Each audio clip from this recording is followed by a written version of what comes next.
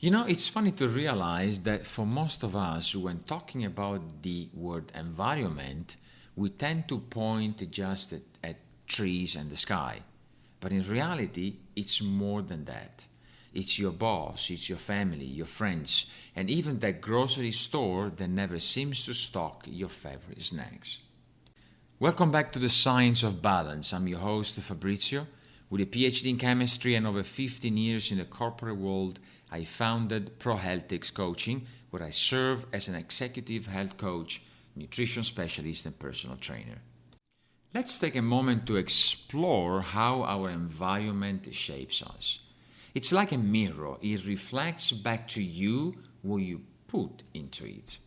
If you're surrounded by negativity, it's going to be hard to see the silver lining. On the flip side, if you're in an environment that encourages positivity, creativity, and growth, you are more likely to flourish. It's like planting a seed in fertile soil versus rocky ground. One will thrive, the other will struggle. Your environment shapes not just your social interactions, but also your self-perception and even your ambitions. Now it is where it gets interesting. When you feel like you have options, even small ones, it's like opening a window in a stuffy room. Suddenly, everything feels more manageable. Your choices within your environment can be as simple as rearranging your furniture to boost your mood, or as significant as choosing to leave a toxic relationship that has been draining your energy. By taking charge of your choices, you become the director of the movie that is your life. You get to choose the set, the characters, and even the plot twists. So, are you making choices that enhance your well-being or choices that add to your stress? Now, let's get personal for a moment. For many years, I felt like I had handed over the wheel of my life to everyone but myself. I was so entangled in my environment that I couldn't even distinguish the right from the wrong. I felt like I was losing wars before even stepping onto the battlefield. However, there was a moment when I finally took some time to rewind my storyline. Only then, I started seeing myself and my environment through different lenses, almost like an outsider. It was like lifting a fog of emotional blockages and fear that had kept me from understanding the imbalances existing between me and my environment.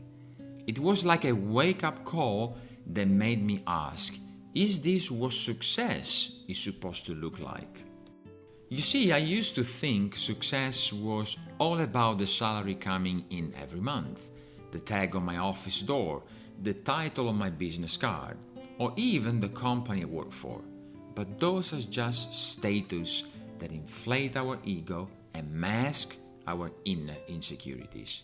They make us focus only on how others see us, neglecting actually how we feel about ourselves.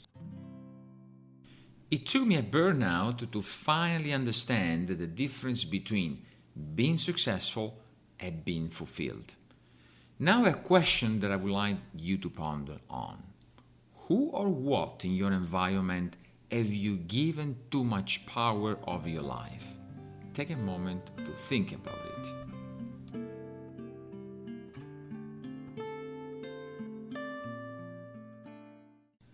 Now you might wonder, how did I start rewriting my script? Well, first of all, by setting boundaries. Think of boundaries as building a fence around your emotional garden. You decide who gets to come in and who doesn't. It's your space. It's your rules. And guess what? When you start setting boundaries, you're not just protecting yourself. You're teaching others how to treat you. But now there is a challenge for you. For the next 48 hours, I would like to encourage you to set one boundary with someone or something in your environment that you have been avoiding. It could be telling your boss that you can work late this week, or it could be turning off your phone notifications for an hour to focus on yourself. Whatever it is, set that boundary and observe how it makes you feel. Another important step I took was taking time off to recharge.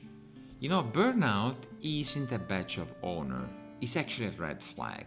Therefore, listen to your body and mind, and if they are screaming for a break, give it to them. Last but not least, I would encourage you to not underestimate the power of professional help. Sometimes talking to a coach or a therapist can provide you with insights that you would never think on your own. It is thanks to a coach that today my life has taken a completely different direction towards inner balance and personal fulfillment. As I reflect back on my journey, a question that I would ask myself would be, what have I learned throughout this journey of empowerment? Actually, there are 3 things that I would like to highlight. 1, boundaries are your emotional safeguard. 2, recharging is not a luxury, it's a necessity. And 3, often all we need is just one insight that can change the way we look at our environment and how we interact with it. But what if I ask you one simple question? What's one step you can take today to reclaim your power from your environment? No matter what you're going through, our tendency is to set the blame onto the environment. It is much easier to say it is because of you, it is because you do not. But what if for a moment we take a step back and we start reflecting, okay, what is that I can do to change the situation I am in today without relying 100% of our strength or 100% of our success onto the environment. Just think about it and you will find the way to start turning things around. But before we wrap up, here's your takeaway. You are not a leaf blowing in the wind. You are the wind itself, capable of changing direction whenever you choose. Therefore, do not let your environment anchor you down. Let your environment be the wind in your sails. That's it for today's episode of The Science of Balance. Thank you for joining me again. And until next time, let the environment be the force that moves you forward and not the roadblock slowing you down. Ciao and take care.